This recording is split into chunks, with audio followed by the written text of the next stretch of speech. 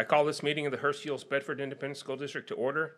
Let the record show that a quorum of board members is present, that this meeting has been duly called, that notice of this meeting has been posted in accordance with Texas Open Meetings Act, Texas Government Code, Chapter 551. Good evening to everyone. It's good to see such a good crowd here. And we're going to start this evening with an invocation by Dr. Andrew Nunley from the First United Methodist Church of Bedford. If you'll please rise.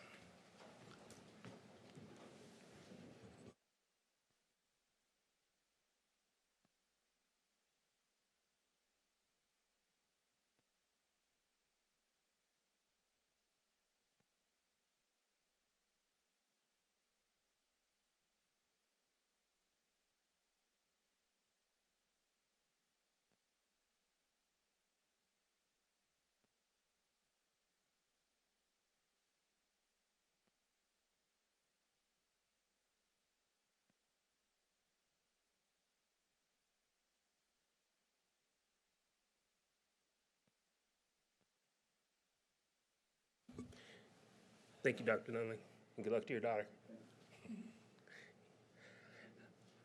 All right, next we're going to have our pledge, and that's going to be led by Mujib Saki and Caden Robinson.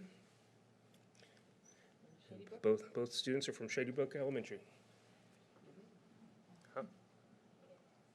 Okay.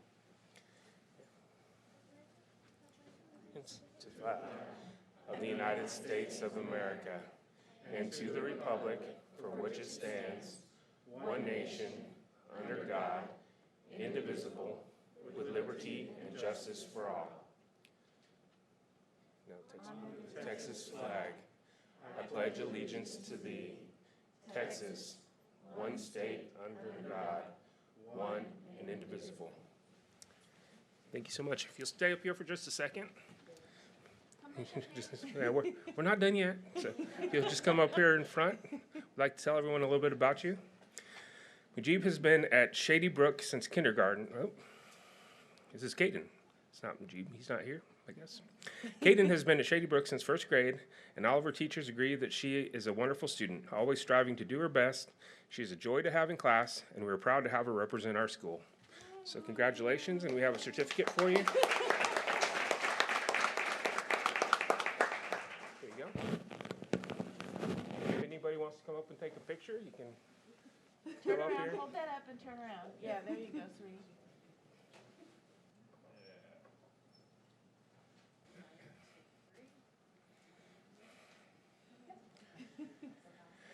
Make sure the parents get in there.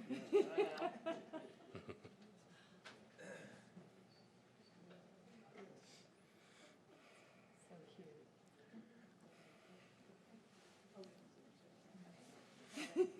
Principal, gotta get in there.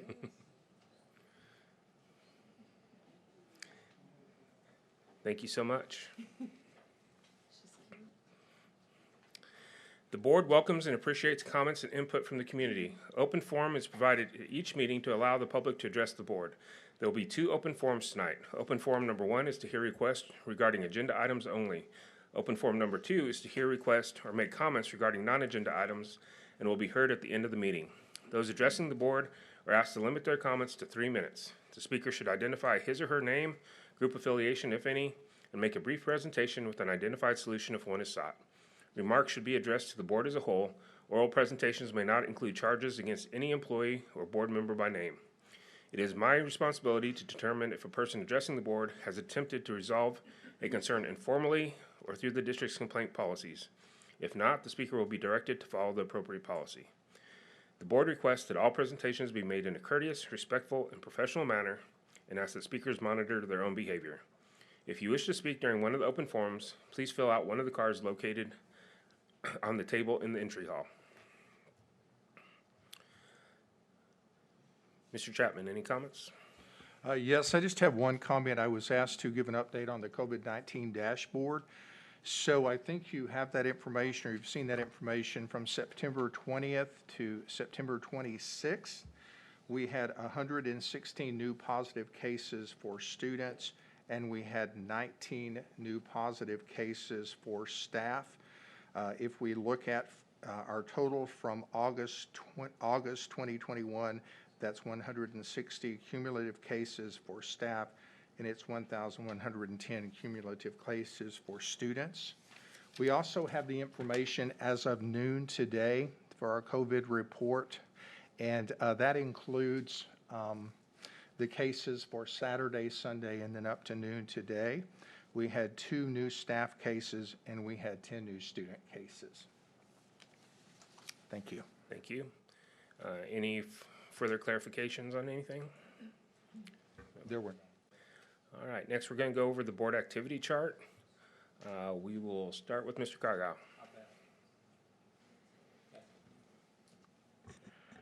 Well, there's lots of things we've done since we've talked last. Probably the most exciting thing I want to mention that we got the opportunity to do, and most all of us got to go to TASB conference, but this year, in continuation from last year, I am part of a leadership TASB, which is a 6 weekend, I guess, get-togethers to become a master trustee that 40 publicly elected school board trustees get to do in Texas, and I'm very honored to get to do that. And I just want to say, and hopefully in the future I'll get to give a report, but it was a very intense and exciting weekend of dealing with all kinds of issues. Kay Douglas is our new teacher, is replacing Bill, and it was just wonderful. It was exciting to get to take care of that this past weekend. I have a lot. I've been trying to visit 2 campuses a week, so I've had a lot of fun. I went to Hurst Hills, their library red carpet day with Miss Riggs, which it was fabulous. The kids came in and she was reading to them. I went to River Trails. They asked me to come out and talk to their 6th grade on their leadership day, so I got to talk to them about why I choose to serve on school board. And like what it is, and they were very engaging. They were an amazing, very respectful group of 6th graders at River Trails. So I thank Mr. B for inviting me to do that. I went to Arbor Creek for their house selection day. They've started the house system this year, and so I went out to see the 2nd graders. Oh my gosh, they were screaming and jumping around, and we had streamers, and it was absolutely amazing. Like, I went home and I literally needed a nap after an hour. Those 2nd graders were amazing. They were so happy. I went to the Harwood Junior High Percussion Ensemble, and that was obviously fantastic. Like, those kids were just, they play so many instruments, and I was completely blown away with what those kids are doing over there. It was so much fun. Lots of Trinity and LD Bell football games, which of course we love this time of year. Mr. Chapman and I went to NTAASB together in McKinney, and it was great. They have a brand new, beautiful facility, and the food was great, and the information on CTE programs was amazing. Mr. Chapman, had to ride there and back with me, so of course I was chatty, and he was very patient and wonderful. We had a good time. It was just the 2 of us, and we had some good conversations, so that was great. We had the PTA luncheon last week, and that was fun because the principals and all the PTA presidents come so we can celebrate them and they can hear about everything that's happening. We started our new board ambassador class, so I was excited that 4 of my friends that I recommended have been introduced to what the district does on that level, and I'm excited for that class to get started. Of course, we had TASB this weekend, so that was fun. It was exhausting, but I love conferences, and as part of an alumni of Leadership TASB, I took the field trip to the state fair. What I learned is that the state, not all, but a lot of the profits that the state fair takes in each year, they told us how that goes back into the community, and I was blown away at the amount of scholarships that they give away to kids, especially to the 6 high schools in South Dallas. And just to hear what they do with that money, they give it to nonprofits. They've got their own food garden going, and all of these great things that are happening in South Dallas. We had one speaker in particular that was just amazing, and I can't wait to find somewhere to plug her into our district, because what she's doing is a lot what we do with our faith-based and nonprofits, and I think that she would have a lot to add. Like, she could add another layer to what we do, so I'm really excited to see where we can plug her in. But they also have curriculum that you can download, teachers can download to talk to their kids about the state fair, but like how the STEM correlates with the rides, and how running a booth, you can teach them math and purchasing and business, and just all the parts of the fair they put into this really great curriculum. And I was just, I expected to go to the state fair, but I got so much more out of it than I would have ever expected. But the greatest thing that happened is I was running for the executive board for the leadership alumni, and I was elected. I was one of 3 elected, so that was definitely the highlight of my whole weekend. I was very excited to get to serve. Thank you so much. To get to serve at that level of a leadership program for the state of Texas, it just tickled me, and I'm excited. I know Ms. Kolb reached out to her alumni people, and I appreciate her, and I know Faye did, and Dawn did. So I was really excited to get enough votes to get that. So it's been busy. Thank you, Ms. Cole. I'm just happy to be improving and got to attend thanks to the help of a scooter and 2 very helpful admin folks. I was able to attend the conference and learn a lot and participate, and getting better every day. So I'll be going to more things. Yeah, and the conference I thought was really good this year. It was kind of a little bit smaller conference. It seemed like not as many people there, but because of what everyone's kind of gone through collectively, the sessions that we went to seemed to be very on point, and everybody was kind of really focused on what we're all going through at the same time. So that was very helpful. I mean, didn't make you feel quite so on an island because you got to talk to so many other people who are going through similar things. One thing that I did get to do on the last day of the conference was, as most of you know, in 2020, this board was selected as the TASA, which is Texas Association of School Administrators. They choose an honor board who's basically the school board of the year for the state of Texas every year. And in 2020, we were honored to receive that distinction. This year, Aledo ISD was chosen for that distinction. And part of what I got to do was go the next morning after they were selected and help moderate a panel to where we actually got to interview and ask questions of the board, and they got to share some of the wisdoms and how they get things done amongst themselves, and that's just a lot of fun to talk to another board and to really kind of dig in, and we got to ask them questions for about 45 minutes, and then we opened it up and let the crowd ask questions. So that was real enjoyable, and it was a privilege to get to represent you guys, as part of that process. So that was neat. All right, next we're gonna. Yeah, that's next. That's next on the agenda there. Okay, next we're going to talk to our student ambassadors. As you guys probably noticed, we had 2 gentlemen in the back wearing their sharp green blazers. These are our student ambassadors for our meeting, and we have student ambassadors at many of our district events. They help us represent the district from a student perspective, and they do a great job. They go through a lot of leadership training, and they go through a tough selection process to even get to this point. So we're happy to have you gentlemen here. And we like to ask them a question at each meeting to kind of learn more about them. First, we have Matisham Syed. He's a senior at Bell. And we also have Seth Moala, who's a junior at Trinity. So the question for this evening is, share with us how your extracurricular activities, such as serving as a student ambassador, are helping you prepare for life after high school. Hey, my name is Matisham Syed. Like you said, I'm a senior at LD Bell High School. I'm going to talk to you guys about a couple of extracurriculars I'm involved in. One of them being football. Football helps you with grit, perseverance, and the will to not give up, even when you are facing a lot of adversity. That's just a really important skill to have when you grow up, because life is full of a bunch of problems.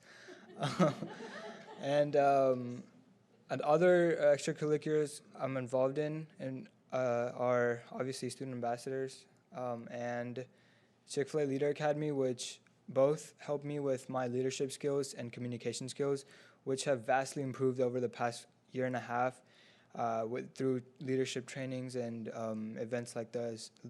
So, and then I could also use those leadership skills through being a president for my MSA club, Muslim Student Association, and through that I get to learn how to work with my group into making a better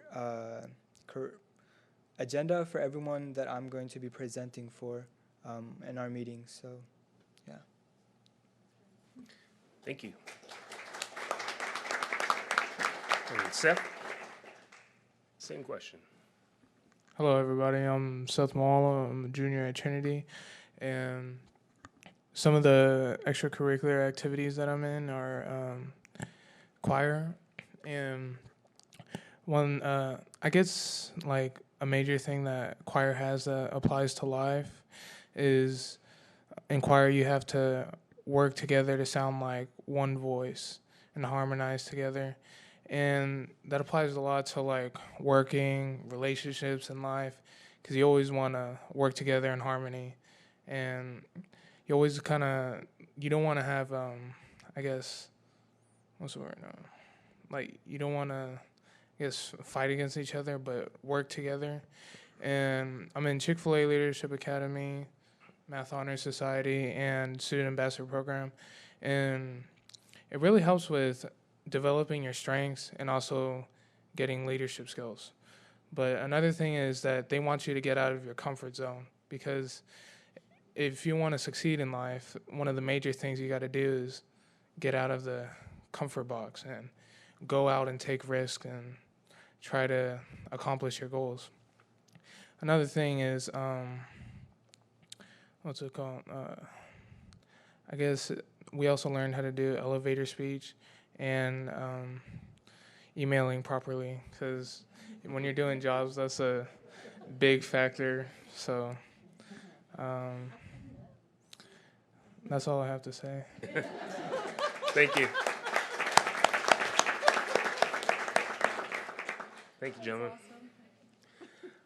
All right, next up, we're going to do the HEBISD Trusted Heroes. Ms. Hollander. Thank you. I'm going to ask Tyra to come up and join me. We're grateful to have one of our district adopters, and Mariana Royer. She doesn't only do student ambassador; she also is our adopter coordinator. And Trusted Heroes came to us and said that they wanted to honor some of our employees, and so 4 of our employees were chosen to be Trusted Heroes. And throughout the last probably 4 or 5 weeks, we have honored these individuals in person. Some of them could not be here tonight, but we do have one. And so I'm going to let Tyra go ahead and tell you a little bit about the program, and then she's going to introduce the ones that are here. Awesome, thank you. Hello, I don't know, can y'all hear me with the mask on? Yeah. Okay, cool.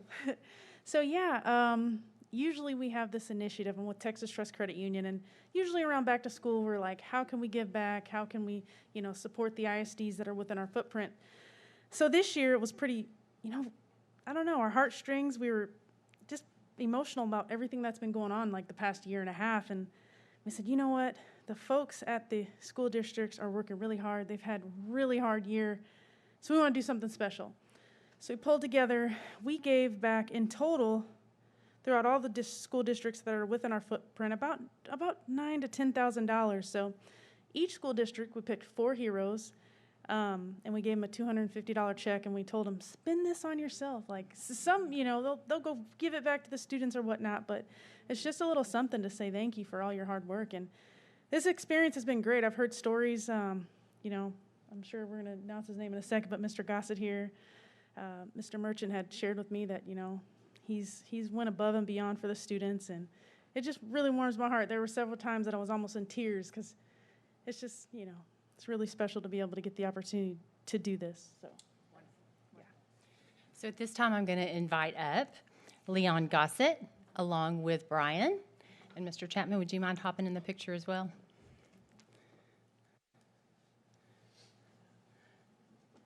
And Brian, while they're coming together, tell us a little bit about Mr. Gossett. Well, Mr. Gossett, if you're working transportation, is a guy that everybody wants. And so I've had people try to steal him away from me.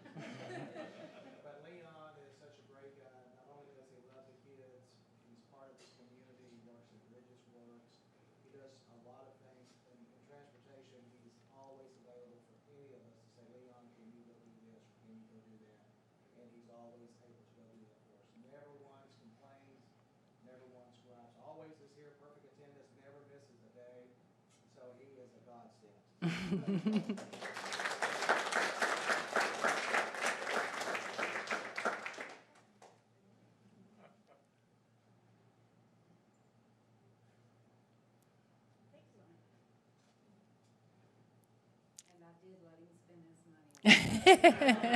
Very good.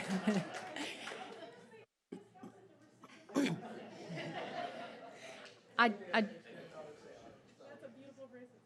do want to read the names of the others who did get this award. Gail Wynn for Child Nutrition Services, and she is at Bel Air Elementary School, and she works in child nutrition. Terry Caldwell in the Maintenance and Operations Department, and then Michelle Henson in Health Services. And if I'm not mistaken, Michelle was very, very crucial to our COVID dashboard and all the things that we keep up with. So we are very proud of these individuals, and we were proud that Texas Trust felt like they could honor them in this way. So thank you very much. Can I say something real quick about Mr. Gossett? So I also spent a Saturday morning learning what Bridgeworks does. And Mr. Merchant and the Gossetts were there that morning too with these kids, teaching them about everything transportation. And so I got to meet the Gossetts and spend time with them. And they're very lovely people and very giving people. And it was great just to be in their space for a couple of hours. So. Yeah, and I'd like to, from the board, thank Texas Trust again for taking the time to recognize our employees and really, we try to do as much as we can, but it's great when people from the community come in and also recognize how great our employees are and give them that extra kudos and a little extra money. That's good. All right, at this time, the board will go into open forum 1. See, I only have one card right now for open forum 1. Lisa Langston. Please state your name. Your time will begin when you start speaking. You have 3 minutes. Your time remaining will appear on the overhead screen. We respectfully ask that you conclude your remarks at the end of your time. Thank you. So many directions. My name is Lisa Langston. Thank you for allowing me to speak. Tonight you'll review a report from the district about remote conferencing, which is another change to the district return to learn plan in just over 6 weeks of school. On Tuesday, August 10th, one day before students' first day of school, the executive leadership team unilaterally changed the return to learn plan, mandating that elementary classrooms have their desks and rows facing forward and desk shields placed on every cafeteria table. No input was requested from campus staff, parents, or the board. No timetable was given on how long these changes would be in effect, and no data was cited as to how desk shields are effective in preventing the spread of COVID-19 in schools. When questioned about this, Mr. Chapman had said that there wasn't time to seek input on the changes, and that changes to the return to learn plan are operational and follow under his authority. At subsequent board meetings, other proposed changes to the return to learn plan, including virtual learning, mask mandates, have been considered and ultimately voted against. During the discussion leading up to these votes, one consistent theme has been the district's lack of answers regarding what metrics are used to determine when a particular intervention can be removed. Tonight, I want to call on the board's attention to the ongoing use of desk shields in elementary cafeterias and forward-facing rows in classrooms. I want to strongly encourage each of you to visit an elementary campus, which I know some of you have, during lunch and see the desk shields in use. When you visit a campus, ask the students, teachers, custodians their thoughts on the desk shields. Practically speaking, they provide no benefit. Every student is sitting back from the table in an effort to talk to their neighbor unobstructed, rendering the shield useless. Some campuses are using shields with a protective film that makes it impossible for students to see through. In addition, the utter ineffectiveness of the shields, they also increase the workload for custodians who are often responsible for setting them out in the morning, cleaning them after breakfast and lunch. Between the ineffectiveness of shields and the fact that the district-wide custodians remain understaffed, there's no legitimate reason for those shields. So tonight, I ask the board to officially request a report from the district on the efficacy of desk shields for elementary students. With data released today on the district dashboard, we have seen 4 straight weeks of decreasing COVID cases in our district. In fact, compared to the first week of September, the number of cases reported last week decreased over 50%, from 245 to 116. What data are we using to determine the desk shields are effective? What data is necessary to determine that they're no longer necessary? What does the case count in our district have to be before we stop using the desk shields? Better yet, since changes to the Return to Learn plan are operational and can happen at any time, I call upon the board to make a motion and vote immediately to end this practice. Thank you for your time. Thank you.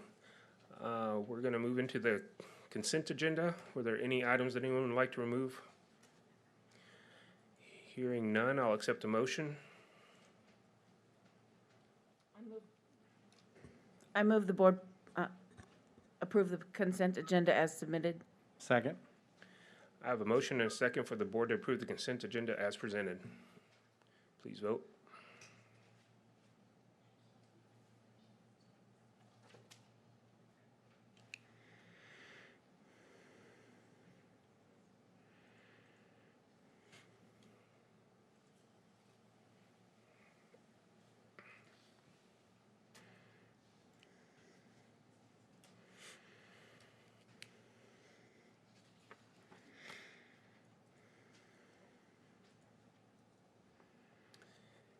And that motion passes. We will now present certificates of appreciation to community members who've made donations. Ms. Cole will read them off. Okay, we're going to start with Board Member Rochelle Ross. She's got a donation from the HEBISD Education Foundation to athletics. This is a $69,000. Wait, let me say that one more time. $69,000 donation. It is used to pay for the video board at Pennington Field. Brenda Whitley and Fraser Hay from the hospital are here to accept the certificate of appreciation.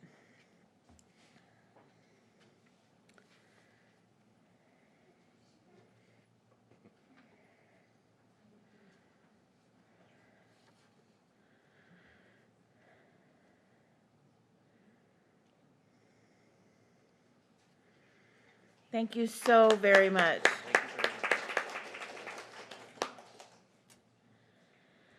Next up, Ms. Ross has a donation for Shady Brook Elementary School PTA to the Shady Brook School for $1,122. This is a donation to purchase moose planters for all the students.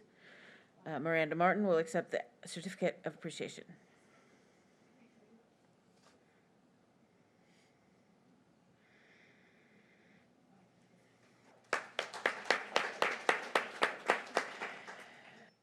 Next up, we have Matt Romero. And his first donation is a donation of $12,000. This was made by Joris General Contractors to the PR and Marketing Department. This went towards convocation for an uplifting back-to-school experience for HEB ISD employees. We have Jordan Deal and Corbin Roberts to accept the certificate of appreciation.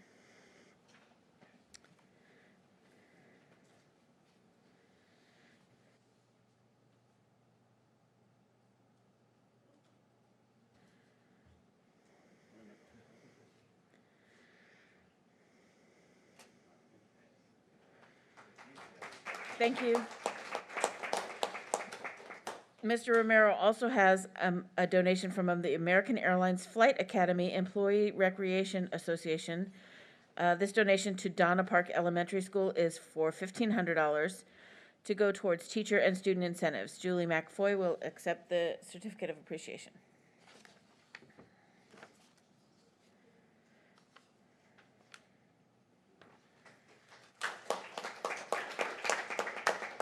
Next, we have Mr. Andy Cargile, and he has a donation to South Euless Elementary School PTA, from the PTA to the school, $4,000 donation to help pay for a field trip transportation cost.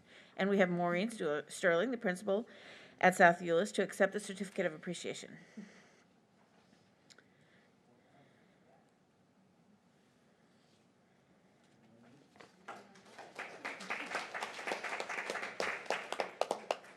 Mr. Cargill also has a $5,000 donation from Patricia Vecco Bivens to Donna Park Elementary School for a donation to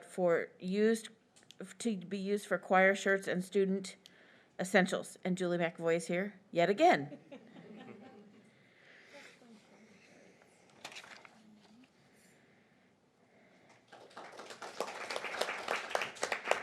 Now we have Board Member Chris Brown, and the first certificate is to Moritz Kia for Bel Air Elementary School. This is $4,800 donation to be spent on school supplies and handheld radios for staff members to ensure the safety of all students.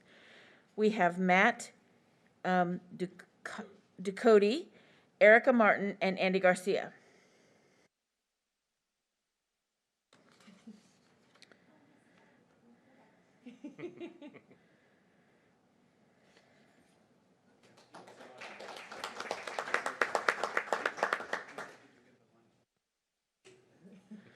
Mr. Brown also has a $500 donation from Carrie and Josh Leonard to Hurst Junior High School.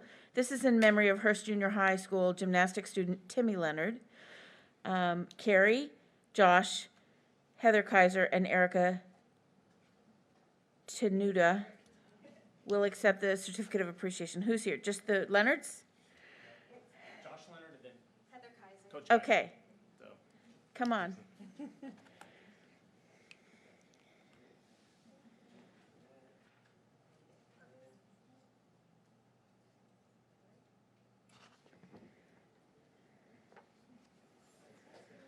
Thank you so much.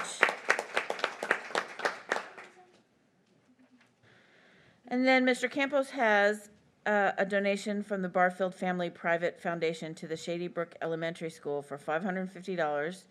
That money will be used to purchase a movie license for the 2021-22 school year. We have Miranda Martin here to accept the certificate of appreciation.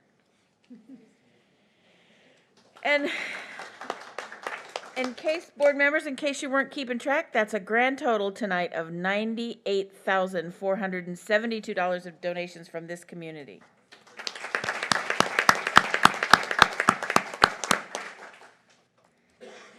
Thank you, Ms. Cole. Thank you, board members.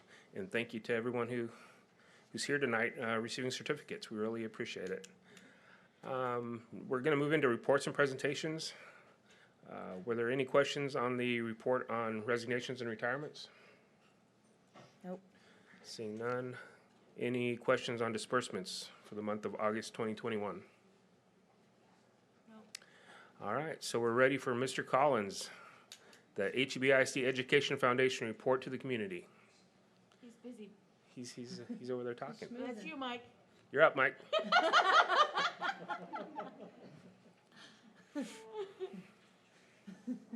He's working the crowd.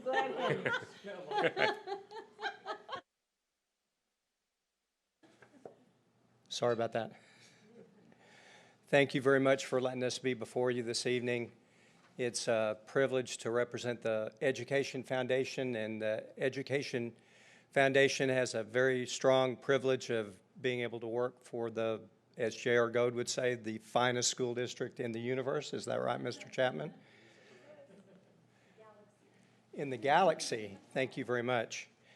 Y'all were provided this group of slides in advance, so I'm not going to spend a whole lot of time going line by line through those. What I thought we might do is we tried to anticipate perhaps there were maybe 3 questions that you might have had about our previous year. One of those questions might have been, what was the effect of COVID on the foundation and some of its activities? What did it do specifically perhaps to some of the level of donations, both in the staff campaign and in the annual campaign?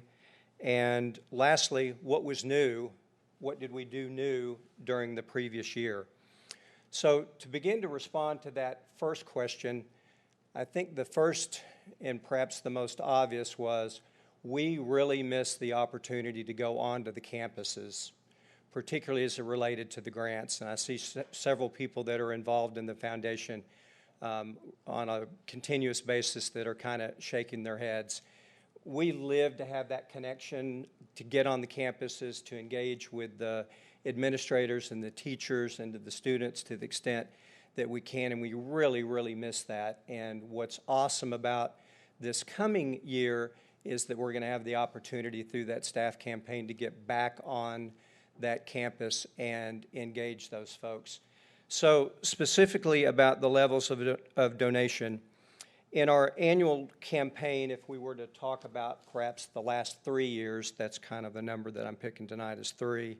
In our annual campaign during the 2019, we had 120,000 in total donations from 86 donors that averaged a little bit under $1,400.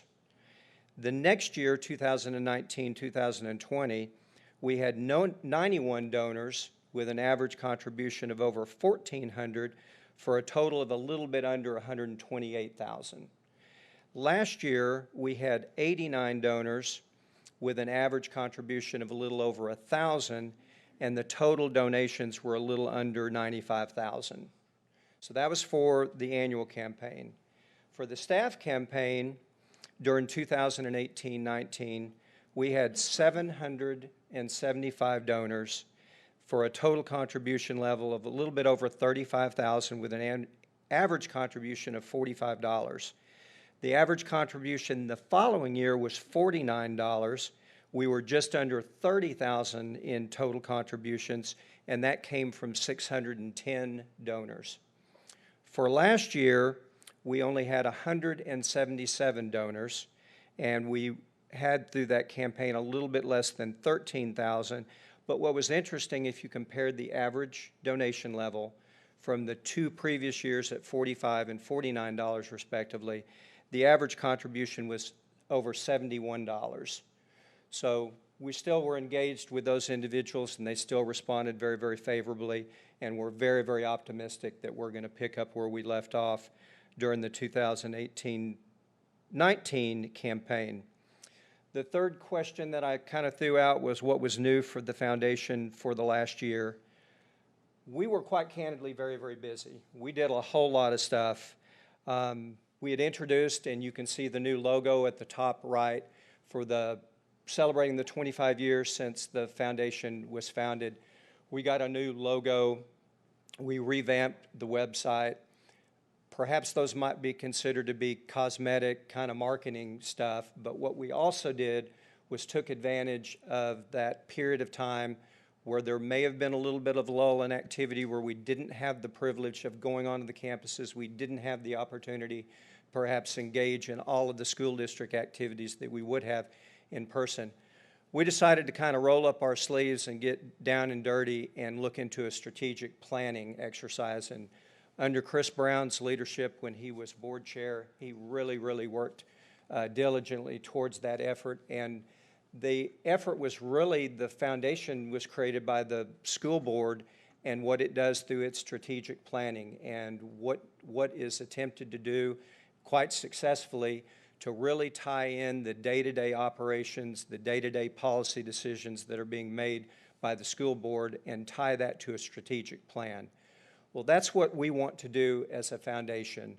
I guess as any organization, you either are stepping forward or you're falling back. This is an attempt for the foundation to continue to evolve, and through a strategic plan that can really take the foundation to another level and hopefully continue to be successful with our advocacy of what is involved with the school district. The 25 for 25 endowment campaign that was an integral part of the overall celebration of 25 years was a challenge to the community to raise some additional funds that we could apply directly to our permanent endowment. We were very, very successful in that. We achieved our goal of $25,000. In fact, we'll show you a figure later on where we actually exceeded that amount of money that we had intended to celebrate. So, impact of COVID just limited our engagement, but hopefully we've kind of turned the tide, and we can get back involved and do what we do as a foundation. The annual campaign numbers are down, but the average amount per donor has really tracked upwards, and that's a really, really good positive sign. And for the staff campaign, I believe the third week in October, if I remember correctly, is when we're going to be able to get back on the campuses as a foundation and engage the teachers and administrators. So with that having been said, let's go over some of these slides very quickly if we can. Not going to mention all of the donors that have contributed generously through the Superintendent's Circle of Giving. We would encourage y'all and anyone in the audience to go onto the website and look at all of the individuals, the corporations, the community organizations, the individuals that continue to contribute their monies to the foundation. Since '95, the Education Foundation has awarded over $1.6 million towards the grant program. That included the almost $78,000 that had been awarded through the grant program during last year. We've gone over several of these numbers already. The total revenue based on the Circle of Giving annual campaign, contributing to the total revenue was over $281,000. We mentioned the staff donations there at just under $13,000. NTE was again generous with a donation. In this instance, it was to fund child nutrition services program during the winter holiday, and we understand that was very much needed and went over very, very well. Our North Texas Giving Day raised over $1,500. Mentioned the $25,000 campaign for the 25 for 25. That included a Nancy and Alan Ham Foundation pledge of $12,500 in matching funds. That was responded to very, very well and really enabled us to reach that $25,000 goal. We, again, through our Financial Review Committee, conducted a fourth year-end review and an external audit. It's interesting to that point when we go through the interviews for the new board members, one of the questions that's continuously asked is the financial integrity of what the foundation does. And that is just proof positive that the financial integrity is very, very solid for this foundation and everything that it's built upon. We enjoyed the 6th annual New Professionals Luncheon. Again, hats off to Texas Roadhouse for continuing to be generous enough with their donation of the box lunches.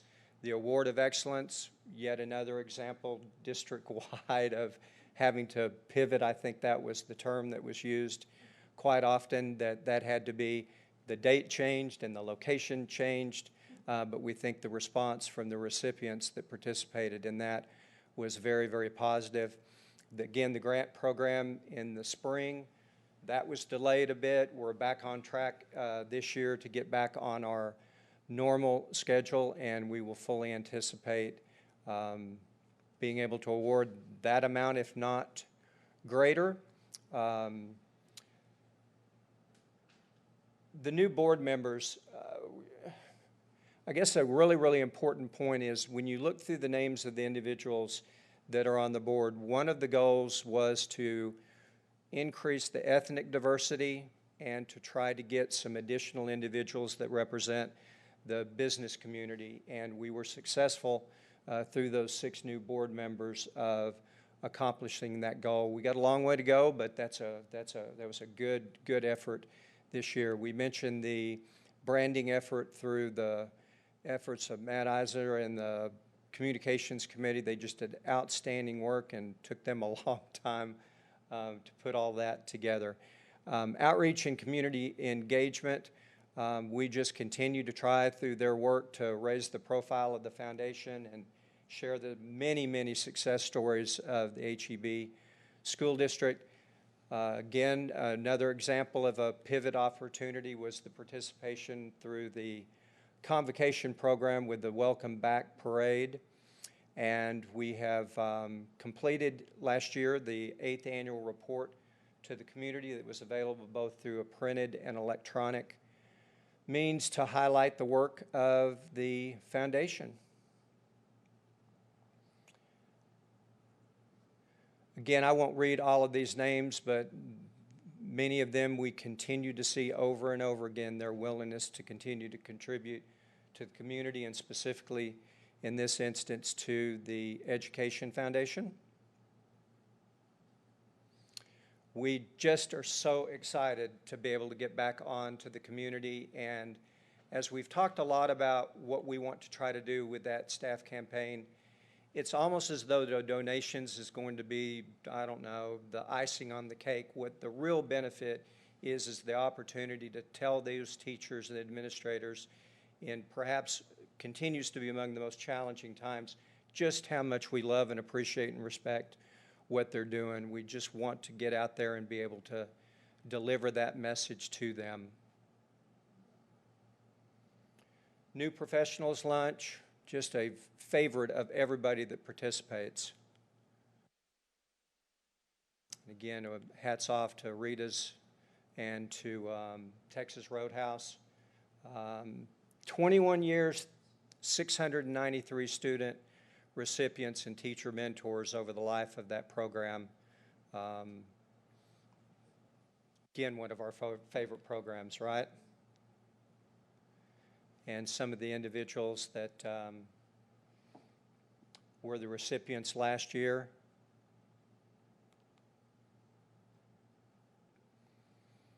And the Power to Excel grant program, we've told you those numbers. We are geared up and ready to read through some grant applications. And again, just as we mentioned with the opportunity to go on the campuses during the staff campaign, the broader communication is just to send out the message to anyone and everybody that will listen to us about how much we really, really respect and appreciate the educators and staff for all that they do in this very, very challenging time. So thank you very much for the opportunity to be before you all this evening. Thank you so much. Again, as always, we appreciate everything, all the work the Education Foundation does for our kids and our teachers and our entire district. And we know we have a lot of board members up here who know a lot more about the operation of it than I do. But yeah, we're always impressed by how much gets done. We just absolutely love going out and seeing the results of y'all's work. So thank you, Mike. Thanks for the privilege. All right, next we're going to hear a report on advanced academics. Ms. Harris.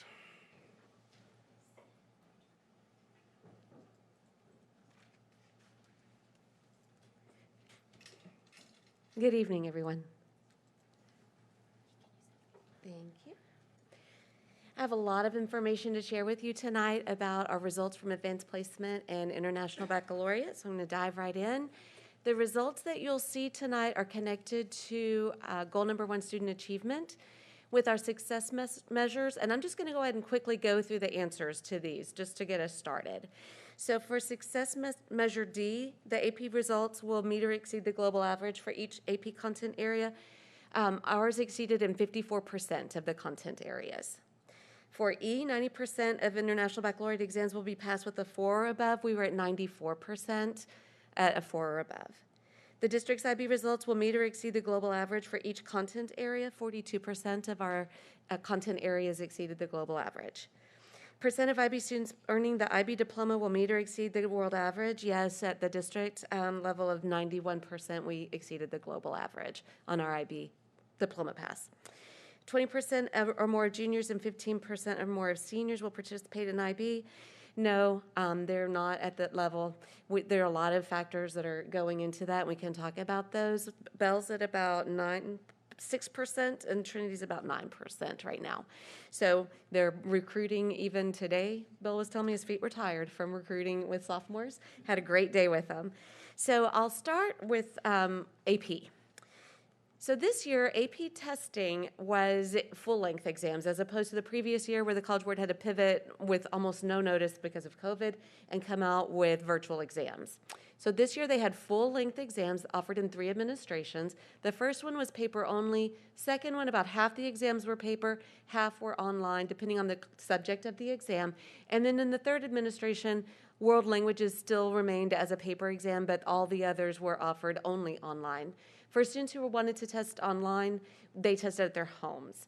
So we really, really advocated and pushed our students to come in person if they possibly could to take their exams in person. There were a number of reasons behind that. One of those being that we wanted to control the testing environment. We had learned from 2020 when students had to test at home how many difficulties they encountered, from a cement truck crashing into the power line pole during the exam to little brother running in the room, and just all kinds of things happened. So we really tried to encourage our students to come and take their exams in person.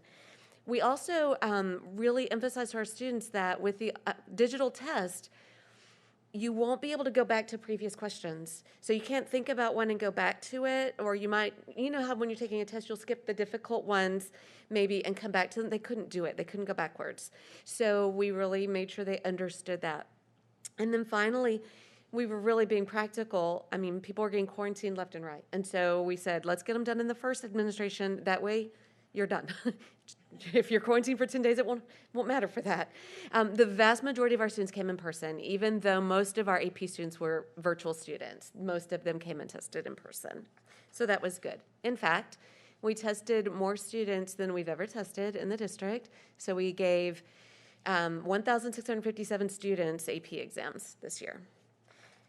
Our demographics, I've started following this. I haven't had this in my report before, but I've just been curious to see if I'm watching our advanced academics demographics to see if they mirror our district demographics. So I'm just keeping an eye on those numbers to just see how we're looking in terms of those demographics. And then for fee reduction, 27% of the students in HEB who took AP exams were eligible for the fee reduction, which means they qualified for free or reduced lunch. We know that's an underrepresentation because a lot of students don't fill out a lot of families don't fill out the form. Bell had 23%, Trinity had 33% of their AP students eligible for fee reduction. So here are our scores. We gave 2,926 exams. Our passing rate was 51%. So you can see that a 3, 4, and 5 is passing on the pie chart there. But I want to remind you, too, that 54% of the individual subjects still exceeded the global average. We give 25 exams in HEP. We give 25 AP exams in HEB. Of those, only 8 had a global average that was over 3.0. This was not an HEB issue. This was a global issue. We weren't the only ones who were experiencing this. And I was sad, of course, because I've been watching our 1s and 2s shrink every year after year. Julie, yes, we remember this every year after year. We'll get back there. We'll make it a goal and a priority, and we'll get there. There's some other factors, less than half of the students, and I think I've alluded to this, were in-person students when we ordered the exams in March. They were mostly virtual, and their teachers were teaching simultaneously, all of them. So that was an extra hurdle that they were encountering. So we knew we would have lower scores. We weren't terribly surprised, and we're moving in the right direction again. For our 2 high schools, those are their passing percentage rates, 50%, 47%. For our 5 junior highs, this is their 4th year of offering AP exams, and as a district, we were at 68% passing rate with our junior highs. That would be AP Human Geography at all 5 and AP Spanish Lang at Hurst Junior High. This graphic I like because it helps me get a visual of how we're doing, kind of a big picture. So with 2,927 exams given, we were up 214 from the previous year. We were down 110 passing scores. So that kind of helps me see the trajectory there. Ms. Harris? Yes. Last year, how did we, I know in previous years there's been qualifying tests or exams that kids had to take in order to take the AP exam. Did we do those last year? We did not. No, okay. So not last year, not the year before. We were going to look at, is it worth the time and money that we invest in the APQT? Are we getting the results that we think we are? There was a time, I think, when it was very helpful and necessary, and then we began to see that it was so tightly aligned and so time-intensive and expensive, we really wanted to weigh the costs. The issue is we have now had 2 testing seasons where we couldn't weigh the costs because of COVID. So we still don't know. Okay. Yeah, but that's the situation. So in the previous testing year, the fall trimester, they took APQT exams, and the winter tri took APQT exams, but the spring didn't get to. This past year, we didn't give them in any trimester. Yeah, because I remember my son's talking about qualifying tests, but I don't remember my daughter talking about them last year. So. Right. So would like very much to get some data on a regular testing environment so we can really make an educated decision. So thank you for the question. Here's some wonderful news. So the College Board is participating or has created some additional recognition programs beyond ones that they used to do. This is new. And those are the criteria that juniors and sophomores would need. So you can see that students can receive this recognition based on PSAT and MSQT results or AP results. And the nice thing is, of course, now that we have AP exams in our 9th grade, that we are able to even enter more students into these recognition programs. And they're there to create pathways for underrepresented students by giving them awards that they'll be able to use on scholarship applications and college admissions applications. So here's how HEB did. The number in parentheses is an increase from the previous year, but these were new. So we had huge increases. We probably won't have such huge increases next year.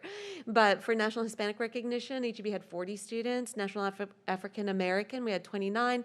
And Indigenous Recognition Program, we had 5. So those students will be able to tout those honors on their application, so that'll be nice for them. Then we have our, I feel like I skipped some. There's something missing. One second. I didn't do this one. I felt something's missing. So this is not a new award platform, AP Scholar Summary, and these are awarded to students who earn different distinction levels on 3 or more exams, 4 more exams, 5 or more exams. And so our numbers were up in the lower one and the highest one. The parentheses show you the increased number of students who earned that recognition as well. So now I'll move on to IB. I felt that little funny feeling. Okay, for International Baccalaureate results, here are our students in the class of 2021. This is, again, a trick because this is not an actual group photo. The students weren't actually together. This is the magic of photography Photoshop. So they were taken individually. But these are the kids that we served who survived through IB and everything that was going on with the world. I don't have our ethnicity breakdown and demographics for IB for the previous students. I'll start collecting it beginning with this cohort of students. But I was able to go back because we turn in a fee reduction. So I have that for IB. And Trinity was at 45% economically disadvantaged in IB, and Bell was at 31%. So then what you're seeing on the pie chart is the district. So IB scores were derived this past testing season through their algorithm. They sent every IB school a survey, and questions were on there about local health guidance and what was happening in your part of the world. And when Bell and Trinity each turned in their surveys, the IB said, you should plan to use the non-exam route. So we said, okay. So they didn't sit for exams. Instead, what happens is that the students do their work all year long. They do their internal assessments as they would in any other year. In a normal year, the IB would ask for a small number of each teacher's internal assessments scored by the teacher with commentary by the teacher. The IB would externally score those samples and moderate them. And so they would say, Mrs. Cole, you grade really easily, so we're going to lower all your students' grades a little bit.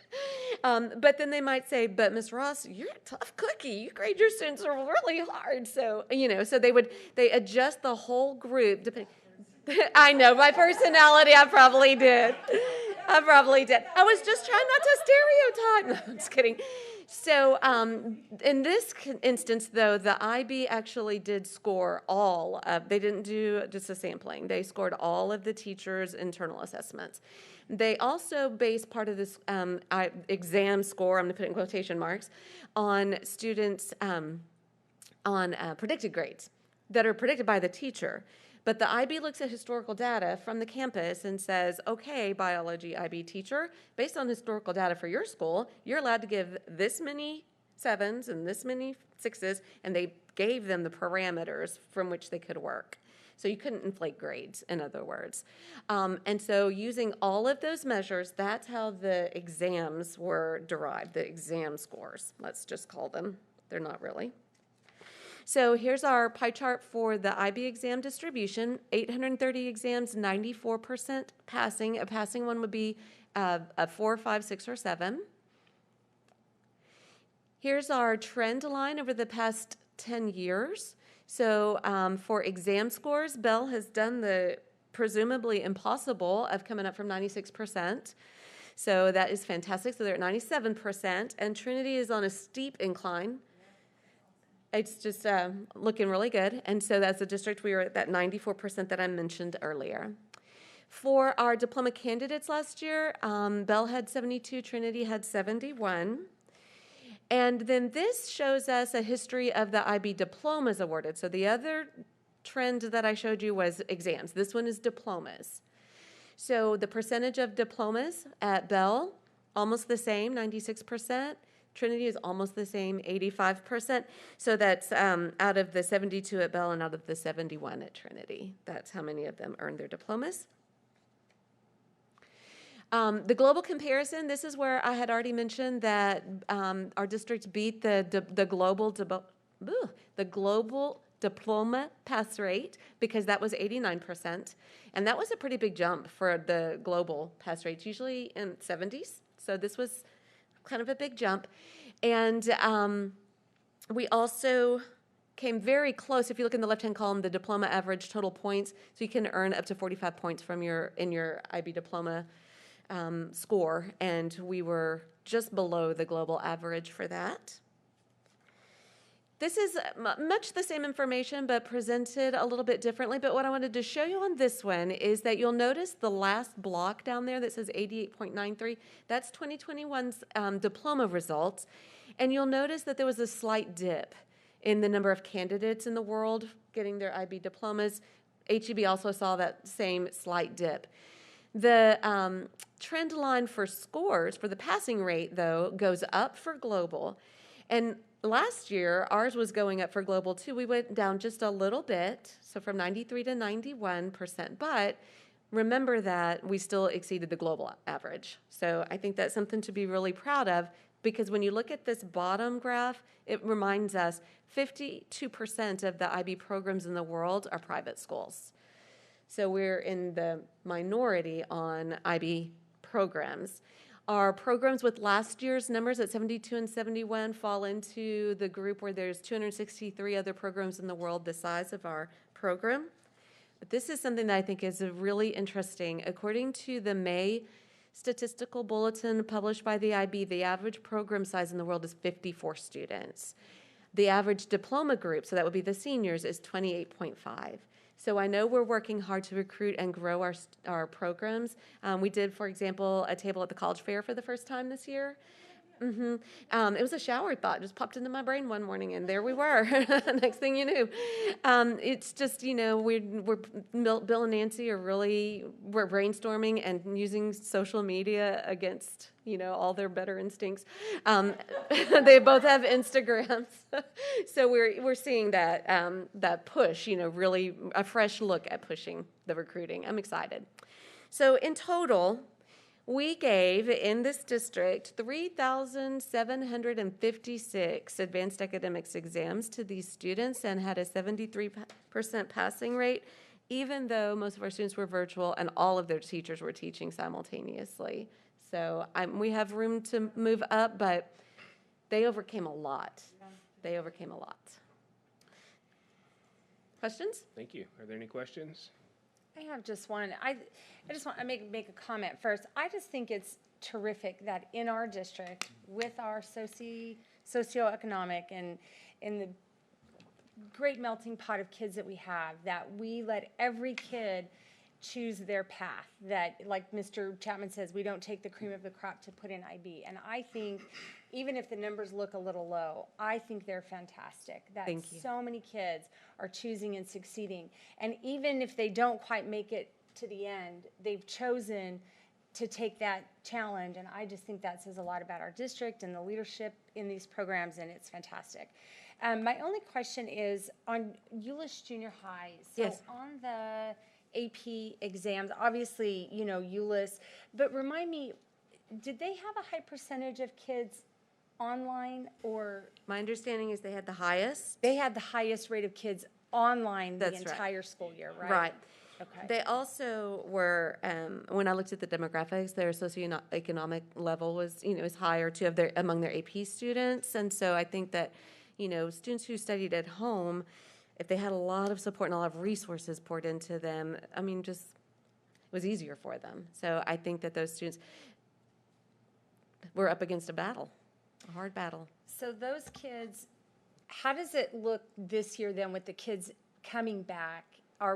Do we have the same amount of kids choosing AP and we're just giving them extra supports, or are we finding that we've lost kids in the program? We have still a good amount. We're just Yeah. I don't have the numbers in front of me. Right. We have not seen a steep decline. No. Okay. Definitely not. And they're, I'll just give you an anecdotal, and this is not about AP, but Bill called me this evening, we were talking, and he had 90 students, sophomores, who said, oh yeah, I'm interested in IB on his survey after visiting classes 3 weeks ago and today. So yeah, so kids are, they're there. The challenges are very, very real for them. I know you all know this. I was not really aware about the work situation for kids, but the workforce situation is really hard. And we have kids working 30 hours a week, and their employees are saying, no, you can't have fewer hours. Anyway, that's a whole other story. Yeah. But yeah. So before Cheryl sits down, I do want to say a huge thank you to Cheryl. She talked about how difficult it was for the students to manage some of the challenges and changes with AP and IB, and how difficult it was for AP and IB. But it was a huge challenge for the Advanced Academics Office, the coordinator of Advanced Academics, as well as our IB coordinators, to manage some of those unique challenges that we found ourselves in here in the district. And they did a great job of responding to student needs and parent needs. And I just want to personally say thank you, Cheryl, for the great job you did during these two really difficult testing seasons. I appreciate that. And Bill and Nancy for IB, and also Becky Ura and Fritzy Odom were the AP coordinators at their campuses. And then the 5 junior highs, they worked all the way until June. They were doing testing situations all the way until June. So it's a big season. You have more questions? Cheryl, I've got a quick question. Do you mind going to slide 9? Which is the AP exam scores percent passing? Yes.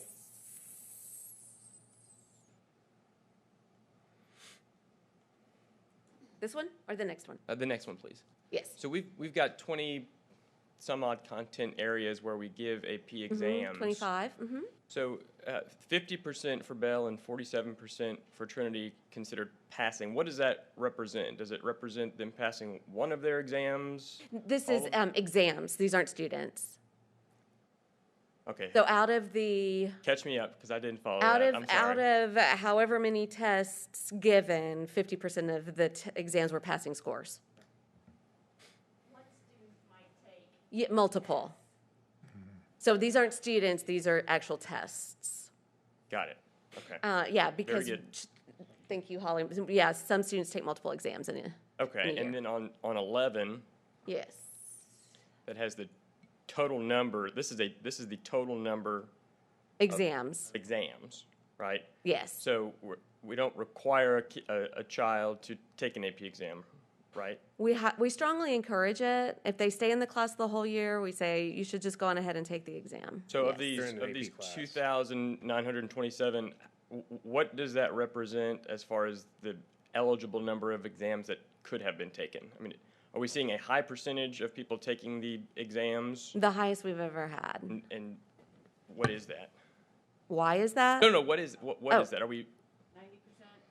Yes, that's the, let me see if I have, let me go back. And these are kind of slow, sorry. Okay, so this is the number of students, 1657. And tell me again what you're asking, Mr. Brown, I'm sorry. He wants to know of the, So, go ahead. how many kids aren't taking the exam, basically? Yeah.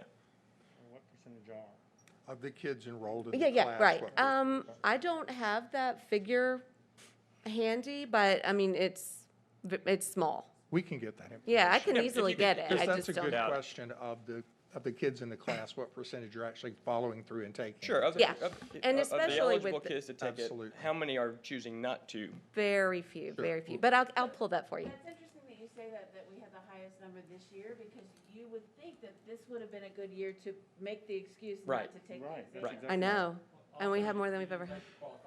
Well, and Well, that's Yeah. true. Yeah, and we knew we were looking at that being the case, but then when COVID happened, then, in school, so many kids were virtual, I thought, well, maybe not.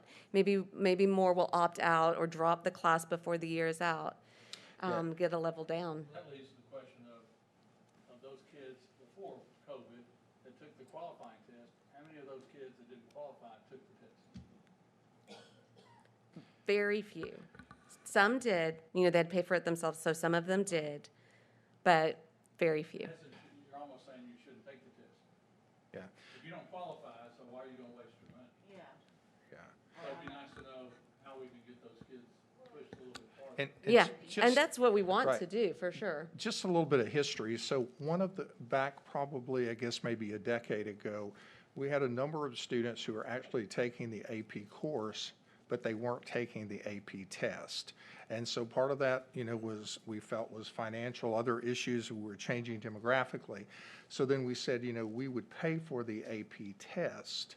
And so what ended up happening then is we had a number of students who were taking the AP test who really weren't prepared for the test. And that's where the APQT came in. It was really looking to see which ones of those students could demonstrate that they had mastered enough of the content to have a legitimate shot at taking the test. So that was where the APQT came in.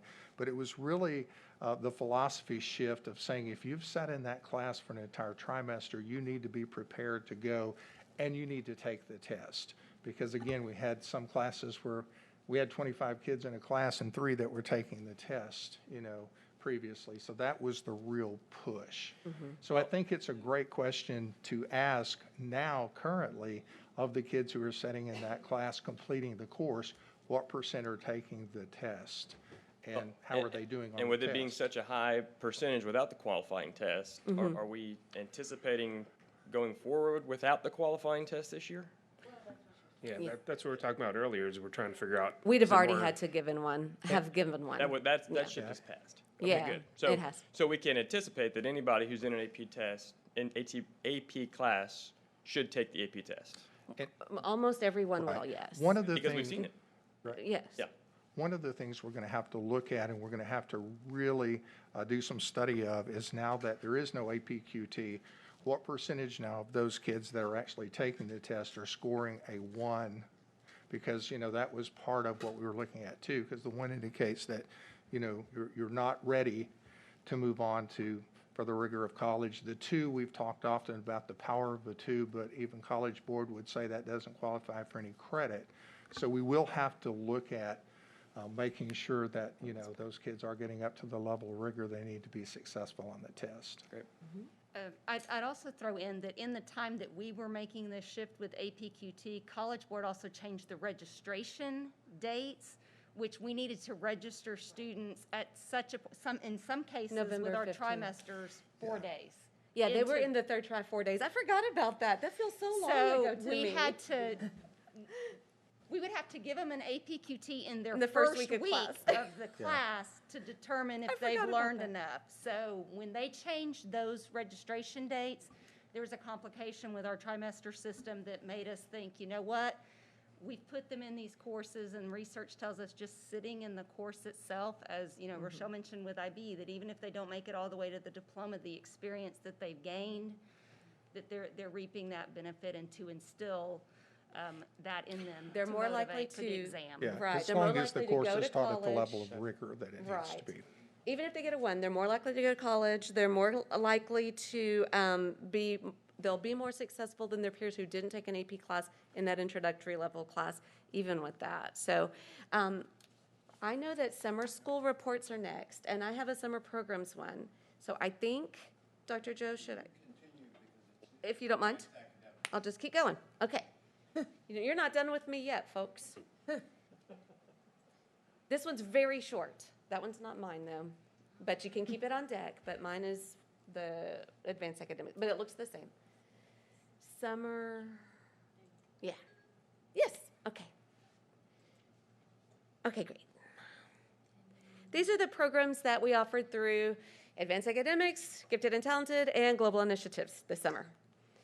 Camp Invention, a long-running popular camp that we have, is for Gifted and Talented, grades 1 through 5. 81 students participated. We had 10 helpers who were 6th and 7th grade students and 5 teachers. And we just provide a site for the National Inventors Hall of Fame organization, and the families pay directly to that organization. We didn't have a lot of teacher energy to run Rising Stars this year, which is the one where teachers think of an amazing camp a class they'd like to teach at a summer camp. So I brought in the older age group of that same Camp Invention company. It was called Invention Project. So we invited GT and High C students, grades 6 through 8. 53 students were signed up. We had 4 helpers who were school students and then 2 teachers. We wanted to try to keep the tuition similar to the rate that we would have charged for Rising Stars because many of our families are kind of accustomed to that about $125 range.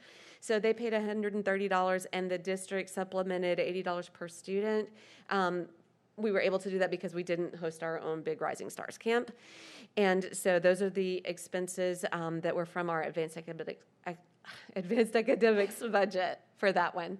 Star Talk this year, Arabic, Hindi, and Mandarin Chinese students, grades 6 through 11. We had 47 intermediate students and 68 novice students, 11 teachers and 8 teacher assistants, a director, and an administrative assistant, all fully funded by a federal grant. And so those are some of the fun things that kiddos did. IB Summer Academy, this is for students who are in IB or are 10th graders interested in IB. So it's currently it's kids who are right then in grades 11 and 12. That was very inarticulate. 162 students took 193 courses, some of them doubled up. We had 9 teachers and 2 part-time co-directors. Expenditures from our advanced academics budget. PSAT Prep for Superintendent Scholars. These are our 10th graders who show national merit potential. And so 341 students qualified, 148 students took advantage of the opportunity. We gave them 8 days of classes and the big giant SAT book to prep from. And that is something that we budget for. So we put that in our budget and sent them home with the book to study after the 8 days. Then the next group of students, National Merit Potential, who are 11th graders. We had 87 students qualify, 43 are participating right now. They'll be taking the PSAT and MSQT in October. That will be the culmination of their work on this big commitment that they made. And the families paid a $250 deposit, although we discounted it for students who qualified for free and reduced. And then we subsidized the rest through to Karen Diller College Prep. That would be faster. Any questions on the Advanced Academics GT and Global Initiative summer programs? Any questions from the board on this? Thank you, Ms. Harris. Next, we have a summer school report.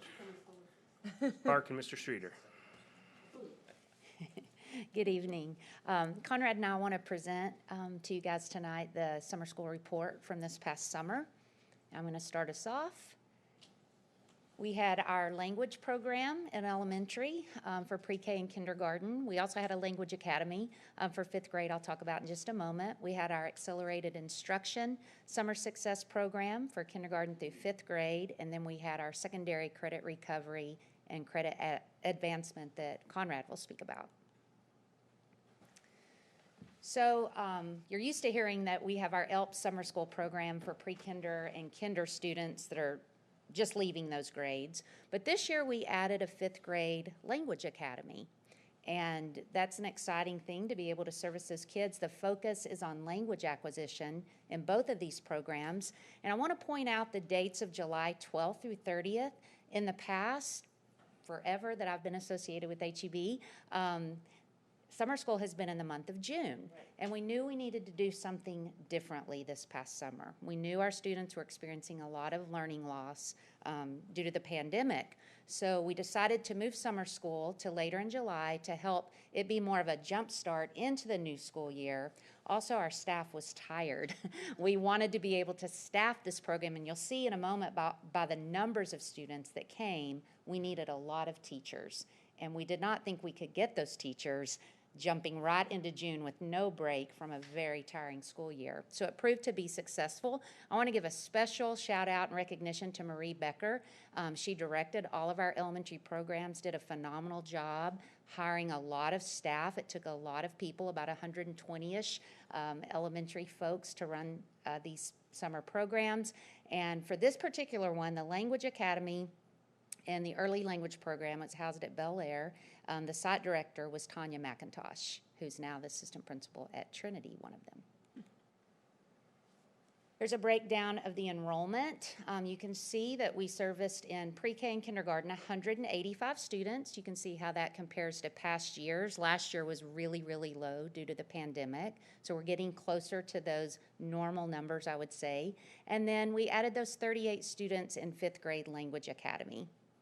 And there's the attendance rate for those students. We would always like our attendance to be higher, but again, we were happy they were there and that they were attending. For our kindergarten through fifth grade accelerated instruction, again, I really wanted to point out those dates, I guess, since they're on there twice. July 12th through 30th. Again, the focus for this, really wanted to point that out. The focus for this summer school is on growth, as opposed to language acquisition, of course. We were really looking at these students making growth. We know they're behind. We don't think they're going to catch up all the way to necessarily be on grade level, so we're looking at growth and growing them as much as we can, so I'll show you that in just a moment. Our site directors were Jess Austin, Stephanie Coulter, and Kate Tyree, 3 of our elementary assistant principals. They did a phenomenal job at the 3 campuses they were at. Here's a breakdown. I'll give you a moment to look at this enrollment over the years. You can see we served 902 students. So when you add our language programs to that, we served well over 1,100 students in elementary. And you can see how that compares to years past. Very proud of the numbers of students we were able to serve in summer school. Here's a breakdown of the attendance. 90.7%. Again, we would always like that to be higher, but pretty pleased that it was at that rate. And then I included the percentage of students that attended versus that were invited to attend. And so again, we would have liked those numbers to be much higher, but we got 83% to 88% in the various breakdowns of the grades there. Do we present that as an invitation or as a requirement? That's a great question. Invitation is a nice way of saying that, but we do have parent conferences, the principal and the teachers, and explain the importance to parents of students attending. There's all kinds of reasons, as you can imagine, that some can't attend. Some may be with the non-custodial parent during the summer. Especially in July. Correct. Summer vacations that are already planned. Some weren't comfortable coming. This was, I forgot to add, this was all in person. And many of our students, as you know, were virtual students all year. So the parents did not feel comfortable sending their students, so. That's still a really good percentage of kids that came though. Like I would have, if you would have said just 1 week, what do you think the percentage would have been? I actually would have guessed 50%. So I think that's actually. Yeah. I would have liked for it to have been higher, but I'm pleased with that. I would have liked to have been in the 90s because we know these students needed to come, but, you know, we'll take that. And I want to pause on this one for a moment because this is very, very important as we're knowing, like I mentioned, our students are behind, so we want to focus on growth. All the students in these grade levels in both math and reading were given a pre-test and a post-test, and that's how we measured did they make progress. So if they made progress at all, we're saying they made growth. We're excited about that. They were engaged, they were learning, they weren't losing ground. They actually benefited from the summer instruction. So I'm very pleased that that's 85% for math and 87% for reading. But it does beg the question in your minds, I'm sure, well, what about the 15% and the 13% that didn't make growth? And what about those students that didn't even come to summer school? We know who those students are. Some of those students were retained, certainly not all of them. That is an individual decision per the child. All the data is looked at for the whole year. There's no big decision like retention made on one piece of data. And so the principal and the teacher and the parents make that decision of what's best for that particular child. And we know we have some students that advance to the next grade level that are behind. And so there is already intensive intervention going on. And as you know from Dr. Harrington's presentation some weeks ago about our plan there and how we've hired the extra interventionists at elementary and the things that we're doing there to mitigate those gaps that we have. So I'm going to pass it over to Conrad to talk about secondary. Thank you, Darla. It's kind of hard to follow Darla and Cheryl. Cheryl, I can't speak as fast as you, but I'm going to try. So this evening, I'm very pleased to share some of our secondary school, summer school results with you. But before I do that, I think it's really important to point out, once again, Brent Langham has done an amazing job for our district in recruiting teachers, recruiting students, and the organization. And as you also know, earlier this year, you gave us an administrative intern at Hurst-Euless, and one of the things that we really believe in is grow your own. And Kara Simcox, due to her leadership and strong work skills this summer, she was just a really great fit. And just to give you an update on that, she's doing a great job at Hurst-Euless. And so we appreciate that you did that for us and for Hurst-Euless Junior High in particular. So I'm just going to really highlight the yellow number. If you look at 1,725 students that we served in summer school this year, that more than doubles our greatest year total ever. And again, I want to remind you, as Darla pointed out, that is in the year of the pandemic. Many of our students, almost 50% at secondary, were still online, and we were able to get many of those students to come in and participate in summer school, and that made a huge difference for them in their academic trajectory. As you know, we always want to prepare our junior high students for high school, and we also want to make sure our kids are on track to graduate on time. So again, the next biggest year that I can show there is 783 kids. So we broke it up into 3 trimesters and 2 semesters, and again, I really want you to pay attention to those first 3 credit recovery, try 1, 2, and 3. If you look at 2021 versus 2020, the numbers are significant: 417 credits, 615, and 436. Our credit advancement was a little bit lower than normal, but that's not a really big surprise because our emphasis and our hard push was obviously credit recovery this year. And we did have over 556 students participate in multiple classes. And so, again, I want to emphasize that took a great deal of work to get teachers to come in and do that given the year that they had. And also, I'm going to point out their success rate. So we tried to break this down not only as a percentage, but also the raw number for you. So in trimester 1, 95% of our students were successful, and that was 398 out of 417 students. The second trimester was 89%. Third trimester was 91%.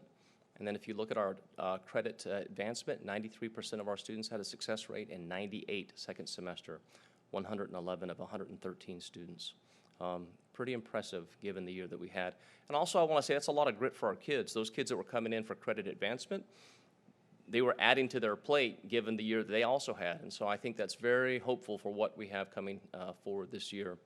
And then very quickly, our budget this year, $667,000 and change for the staff, $85,000 for curriculum, $135,000 for transportation. And then I want to remind you that all of that was paid for through ESSER funds, so we did not see a direct impact on our budget for that. And just as a perspective, that's about double what we did last year for our summer school in 2020. So that is... in a normal year, we would pay for that out of our budget. Partly out of our budget, but also partly out of the students and the fees that they pay. Right. So the goal usually is to get pretty close to budget neutral in summer school or a little better than. Last year we were just a little below, if you remember, but we also did a reduced rate to encourage students to come. Right. So that is the conclusion of summer school. Pending questions that I can address for any of you or Darla. Any questions about summer school? Okay, I don't have any questions, but I think just the same comment that I had for Ms. Harris. It just, thank you to the teachers and to all y'all's hard work. You know, Mr. Romero says this all the time, we're here to educate kids, and I think that's exactly what you all did all summer long. It's amazing that you had that many kids. And I know that you guys want the percentages higher, but for me, these numbers, I think, show a lot of success. Well, if you combine both secondary and elementary, we're pushing almost 2,800 kids that we served in summer school. That's bigger than many districts in North Texas.